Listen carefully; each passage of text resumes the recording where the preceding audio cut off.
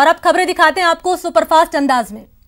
Gangster विकास दुबे का अंतिम संस्कार कर लिया गया है। विकास दुबे के अंतिम संस्कार में उसकी पत्नी और करीबी रिश्तेदार मौजूद रहे। इससे पहले उसके शव का पोस्टमार्टम हुआ। पोस्टमार्टम की वीडियोग्राफी भी की गई। 8 पुलिस कर्मियों की हत्या के आरोपी विकास दुबे का कोरोना टेस्ट भी हुआ था, जिसकी रिपोर्ट नेगेटिव आई है। विकास दुबे के शव को उसके बहनोई लेने पहुंचे। अंतिम संस्कार भैरव घाट पर किया गया। वहीं विकास के माता पिता ने अंतिम संस्कार में शामिल होने से मना कर दिया। उन्होंने कहा, हमारा विकास से कोई नाता नहीं है। कांग्रेस महासचिव प्रियंका गांधी ने भी विकास दुबे के मारे जाने पर सवाल उठाए। प्रियंका ने ट्वीट कर कहा कि अपराधी का अंत हो गया, अपराध और उसके संरक्षण देने वालों का क्या होगा। यूपी के पूर्व सीएम अखिलेश यादव ने योगी सरकार पर सवाल उठाए। अखिलेश ने कहा कि दरअसल एक कार नहीं पलटी है, राज खुलने से सरकार पलटने से बचाई गई है। कांग्रेस की अंतरिम अध्यक्ष सोनिया गांधी आज पार्टी के सभी एमपी के साथ एक मीटिंग करने वाली हैं। ये मीटिंग वीडियो कॉन्फ्रेंसिंग के जरिए होगी। माना जा रहा है कि कांग्रेस केंद्र की मोदी सरकार को कोरोना, आर्थिक स्थिति और चीन के साथ सीमा विवाद को लेकर आगे की संसद में सरकार को किस तरह से घेरना है, उस पर रणनीति बना सकती है। राज्यसभा चुनावों में हॉर्स ट्रेडिंग के प्रयास को लेकर जांच में जुटी राजस्थान एसओजी टीम को बड़ी कामयाबी हाथ लगी है। एसओजी की टीम ने जिन मोबाइल फोन को सर्विलांस पर लिया था, उसमें कई अहम सुराग हाथ लगे हैं। CISCE ने शुक्रवार को 10वीं और 12वीं बोर्ड के रिजल्ट जारी कर दिए। इस बार 10वीं में 99.33% और 12वीं में 96.84% स्टूडेंट्स ने सफलता हासिल की है।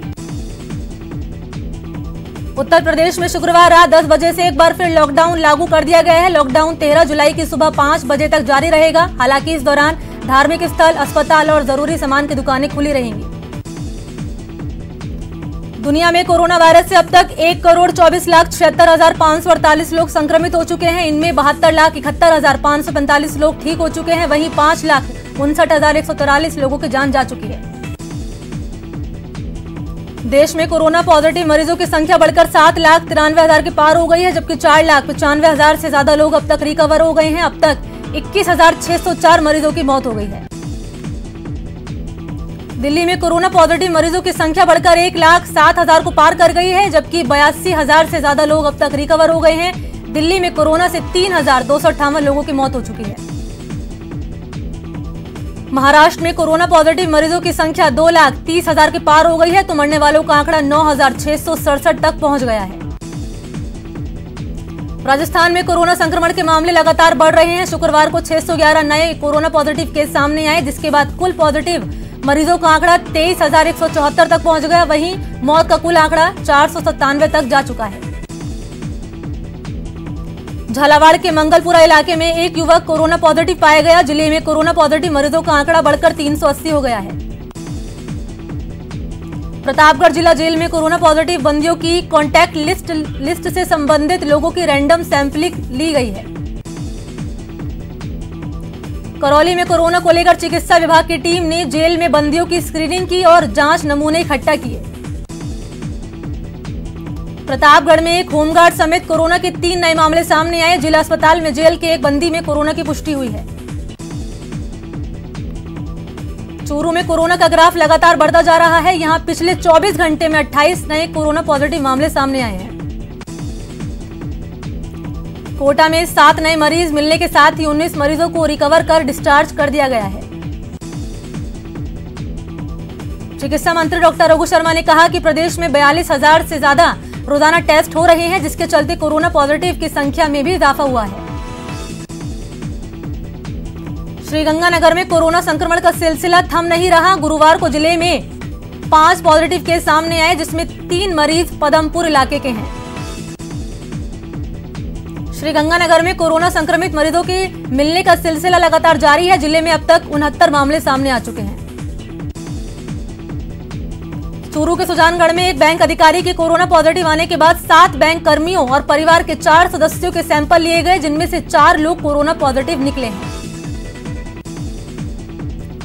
अजमेर दक्षिण से बीजेपी विधायक अनीता बधेल भी कोरोना के बाद अब उनकी जद में आ गई है। कोरोना संक्रमण के लक्षण पाए जाने के बाद उन्होंने खुद को होम आइसोलेट कर लिया है।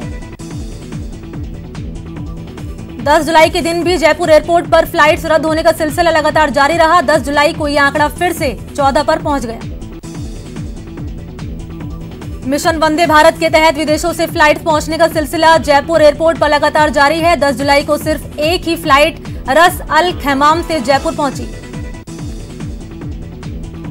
राजस्थान विश्वविद्यालय के कुलपति आर.के. कोठारी का कार्यकाल शुक्रवार को पूरा हो गया, जिसके बाद उच्च शिक्षा विभाग की ओर से राज्यपाल सचिव को पत्र लिखकर आरयू के कुलपति की नियुक्ति करने की मांग की गई।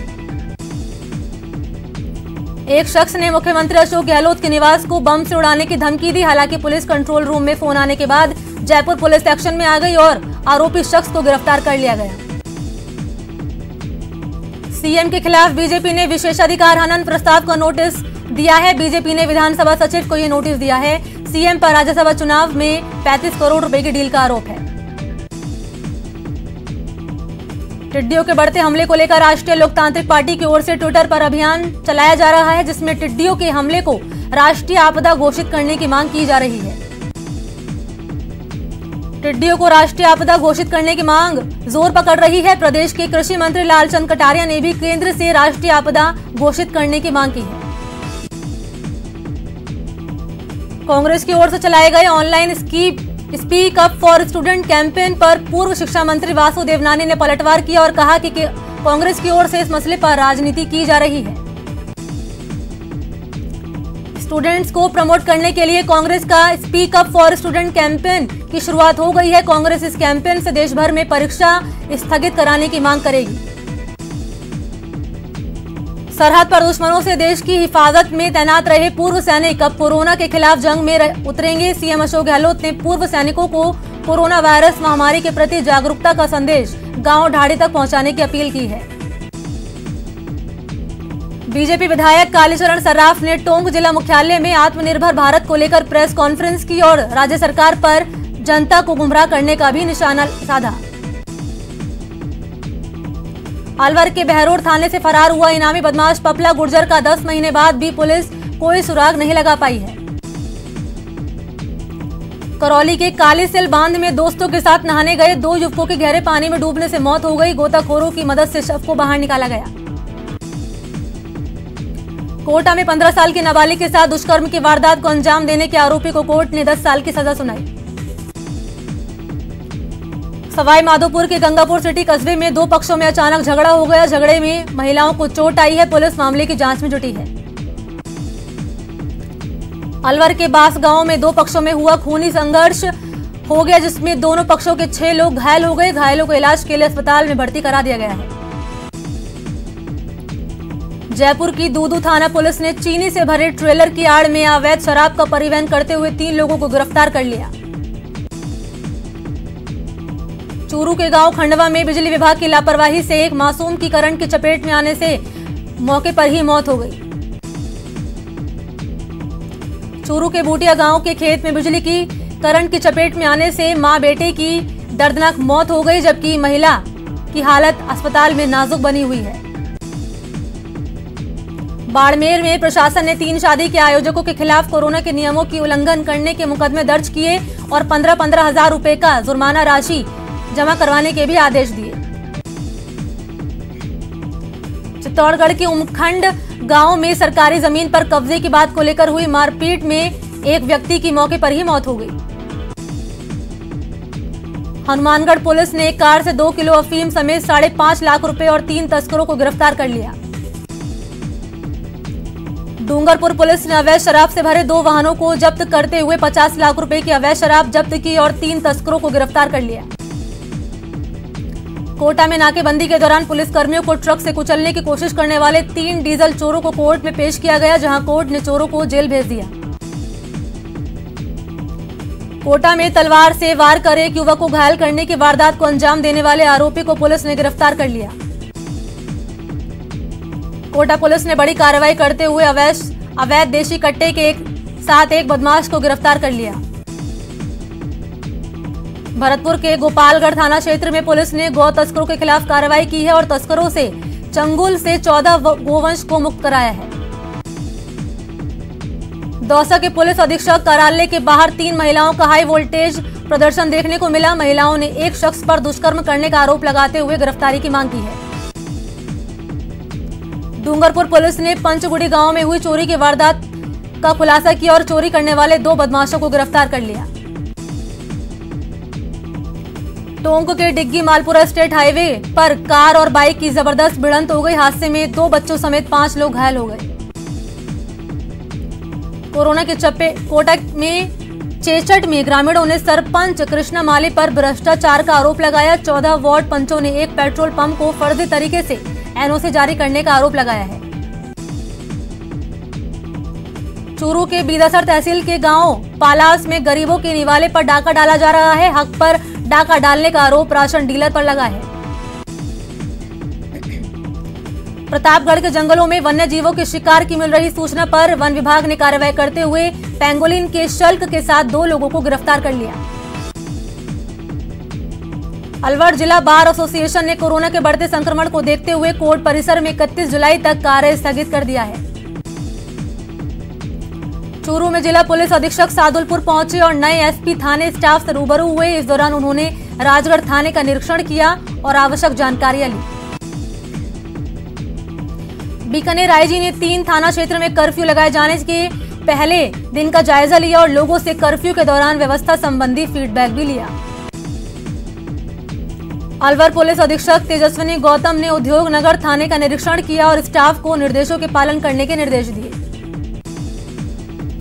अलवर पुलिस अधीक्षक ने बहरोड पुलिस थाने का निरीक्षण कर अधिकारियों को अपराध नियंत्रण के लिए आवश्यक दिशा निर्देश दिए।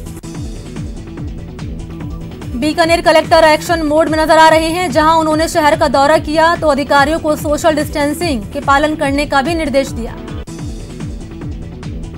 बीकानेर रेंज के महासचिव ने पदभार संभाला। आईजी ऑफिस में प्रफुल्ल कुमार के पहुंचने पर अधिकारियों ने उनका स्वागत किया। चूरू एसपी परेश देशमुख ने पुलिस लाइन में संपर्क सभा में जवानों के अभाव अभियोग सुने, साथ ही लाइन परिसर का निरीक्षण किया। उदयपुर के नए कलेक्टर चेतन देवड़ा ने पदभार संभाला। कार्यवाहक कलेक्टर ने नए कलेक्टर को चार्ज दिया। दौसा में कलेक्ट्रेट सभागार में उपभोक्ता संरक्षण की बैठक आयोजित हुई, जिसमें कलेक्टर पीयूष सामरिया और दौसा सांसद जसकौर मीणा ने भाग लिया। बीकानेर की पांचू पंचायत समिति में ग्रामीणों ने मनरेगा कार्यों में फर्जीवाड़े का आरोप लगाया और कलेक्टर से आरोपियों के खिलाफ कार्रवाई की मांग की। बीकानेर में निजी क्षेत्र के रोजगारों यानी 75% स्थानीय युवाओं को प्राथमिकता देने की मांग को लेकर युवाओं ने प्रदर्शन किया।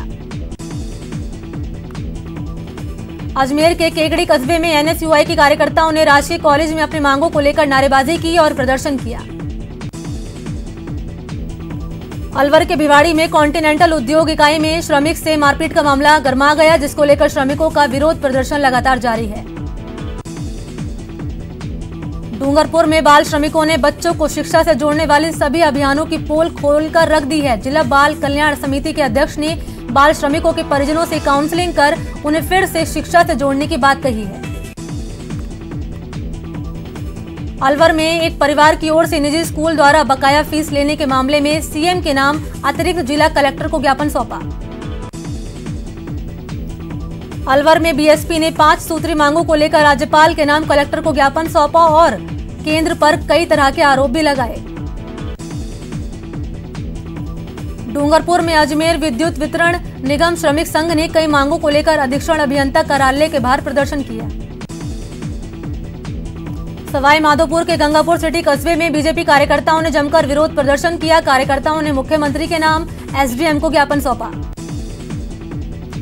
करौली में छात्रों ने ग्रेजुएट और पोस्ट ग्रेजुएट एग्जाम में पिछली कक्षा में प्रदर्शन के आधार पर प्रमोट करने की मांग को लेकर कलेक्ट्रेट पर धरना प्रदर्शन किया। अलवर में हनुमान मंदिर के पास एक धार्मिक स्थल को लेकर चल रहे विवाद के चलते गांव के लोगों ने अतिरिक्त जिला कलेक्टर को एक ज्ञापन सौंपा। चित्तौड़गढ़ में प्राइवेट स्कूलों ने कलेक्टर को ज्ञापन सौंपकर सरकार से आरटीआई के बकाये के भुगतान की गुहार लगाई। अलवर में एक फैक्ट्री मजदूर से मारपीट का मामला गरमा गया है। मारपीट से नाराज मजदूर फैक्ट्री गेट के सामने धरने पर बैठ गए हैं। कोटा के रायपुरा इलाके में एक पशुपालक की झोपड़ी में कोबरा घुस आया, जिसके बाद दहशत फैल गई। मौके पर स्नेक कैचर पहुंचा और 1 घंटे बाद कोबरा को पकड़ लिया गया। अजमेर के पाल इलाके में कोबरा निकलने से सनसनी फैल गई। कोबरा को देखकर घरवाले दहशत में आ गए। बीकानेर में प्रशासन की ओर से 4 थाना इलाकों में कर्फ्यू लगाने के बाद पुलिस एक्शन मोड में है। यहां पुलिस लोगों को समझा रही है कि वो कर्फ्यू में घर से बाहर ना निकले। धौलपुर के गांव घेर के ग्रामीणों ने जमीन पर अवैध रूप से कब्जा कर खेती करने के आरोप लगाए हैं और कलेक्टर को शिकायत पत्र सौंपकर आरोपियों पर कार्रवाई की मांग की है। प्रतापगढ़ का धरियावाद कस्बा पूरी तरह बंद रहा। सुरक्षा की दृष्टि से 10 से 12 जुलाई तक आवश्यक सेवाओं को छोड़कर सभी दुकानें, प्रतिष्ठान बंद रहेंगे।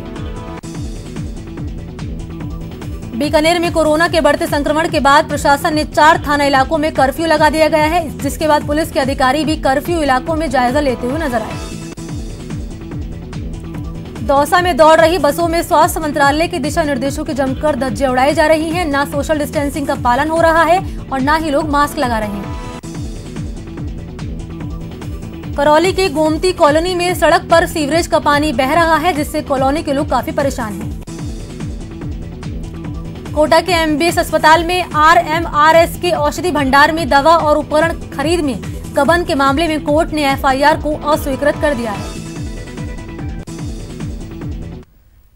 और यहां रुकते हैं छोटे से ब्रेक के लिए, जल्द हाजिर होते हैं।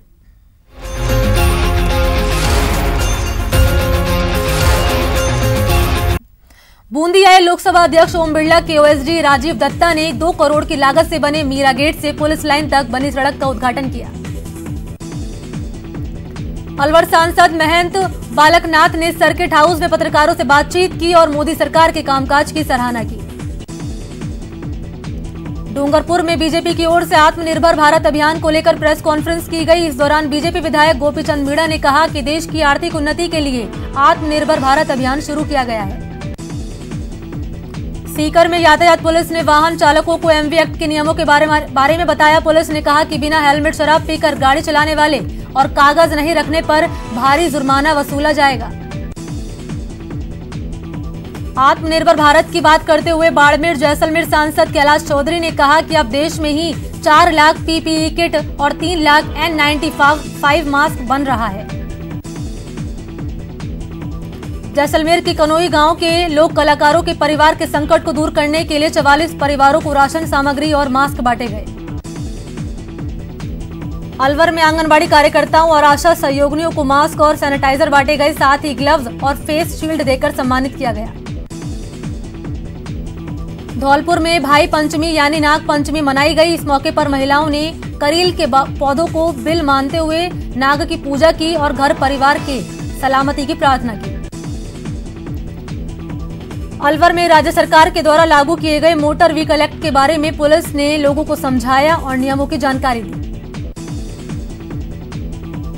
डूंगरपुर में कौमी एकता के प्रतीक मस्तान बाबा की याद में मस्तान बाबा की दरगाह परिसर में पौधारोपण कार्यक्रम आयोजित किया गया। अलवर में कोरोना संक्रमण से बचाव को लेकर और नए व्हीकल संशोधन एक्ट को लेकर पुलिस अधीक्षक ने फ्लैग मार्च निकाला। झालावाड़ से कांग्रेस के पीसीसी सदस्य और समाज सेवी शैलेंद्र यादव का 47वां जन्मदिन समर्थकों ने बड़े उत्साह के साथ मनाया। कोरोना वायरस के संकट से निपटने के लिए बने पीएम केयर्स फंड में चूरू के रतनगढ़ विधायक अभिनेश महर्षि ने 2,82,140 रुपए का चेक कलेक्टर को सौंपा। चूरू में सभापति और पार्षदों ने कच्ची बस्ती में पहुंचकर लोगों को कोरोना संक्रमण को लेकर जागरूक किया और मास्क बांटे। न्यू मोटर व्हीकल एक्ट लागू होने के बाद ट्रैफिक नियमों का उल्लंघन काफी महंगा पड़ेगा। इसको लेकर जयपुर ट्रैफिक पुलिस ने लोगों को जागरूक करने वाहन रैली निकाली।